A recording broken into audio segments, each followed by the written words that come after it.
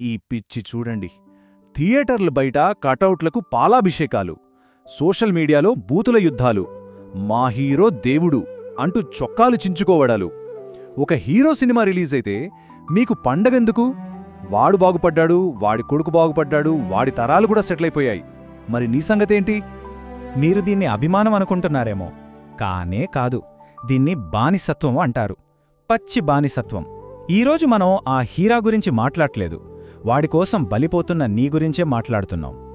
సరే, అసలు ఈ బిజినెస్ ఎలా నడుస్తుందో ఒకసారి లోతుగా చూద్దాం. లెక్కలేంటో తేలుద్దాం. 100 కోట్లు. అవును, 100 కోట్ల రూపాయలు. ఇది ఒక స్టార్ హీరో తీసుకునే రెమ్యూనరేషన్. మరి ఇంత డబ్బు ఎక్కడ్నించొస్తుంది అనుకుంటున్నారు? ఆకాశం నుంచి ఊడిపడదు. అది నీ జేబులోంచొస్తుంది, నీ కష్టార్జితం.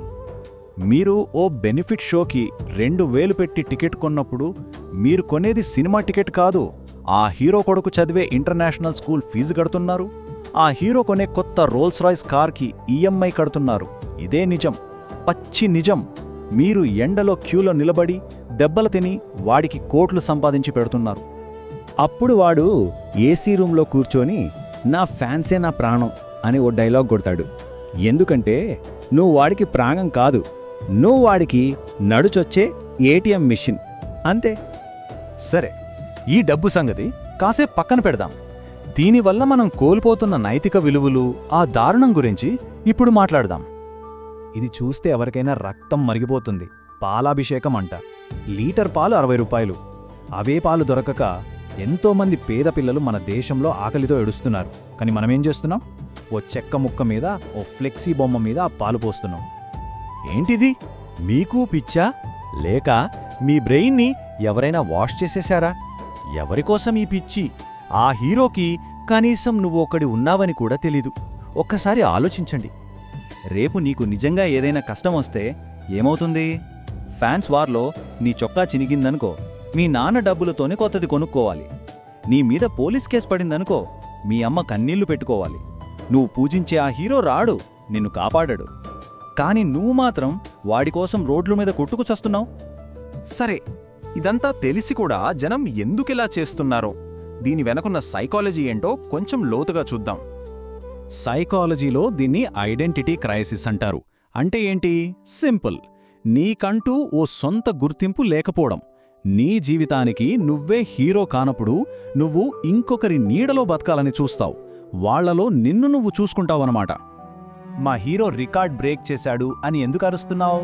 ఎందుకంటే నీ లైఫ్లో నువ్వు బ్రేక్ చేయడానికి రికార్డులే లేవు. నీ ఫెయిల్యూర్ని దాచుకోవడానికి వాడి సక్సెస్నియో ముసుగులా వాడుకుంటున్నావు. ఇది అభిమానం కాదు మిత్రమా, ఇది ఇన్ఫీరియారిటీ కాంప్లెక్స్, అంటే ఆత్మ న్యూనతాభావం. ఇప్పుడు అసలు విషయానికొద్దాం. మీరు దేవుళ్లలా కొలిచే ఈ హీరోల అసలు రంగు ఏంటో బయట పెడదామా? సినిమాలో ఏమో రైతుల కోసం కన్నీళ్లు పెడతారు, కుటుంబ విలువల గురించి గొప్ప గొప్ప డైలాగులు చెప్తారు. కాని బయట అదే నోటితో పాన్ మసాలా తినమని చెప్తారు. బెట్టింగ్ యాప్స్లో డబ్బులు పెట్టమని ప్రోత్సహిస్తారు. వాళ్ళకి డబ్బులిస్తే చాలు ఏదైనా అమ్ముతారు. ఒక్క విషయం గుర్తుపెట్టుకోండి, స్క్రీన్ మీద కనిపించేది ఒక క్యారెక్టర్ అంతే. దాని వెనకున్నది ఓ పక్కా బిజినెస్ మ్యాన్. యాక్టింగ్ అనేది వాడి ఉద్యోగం. అంతేకాని వాణ్ణి పట్టుకుని దేవుణ్ణి చేయడం మీ అమాయకత్వం, మీ మూర్ఖత్వం. సరే, ఎంత దూరం వచ్చాం, మరి ఈ ఊబిలోంచి బయటపడటమెలా? దానికి కూడా ఓ దారి ఉంది, పరిష్కారముంది. నీలో ఎనర్జీ ఉంది.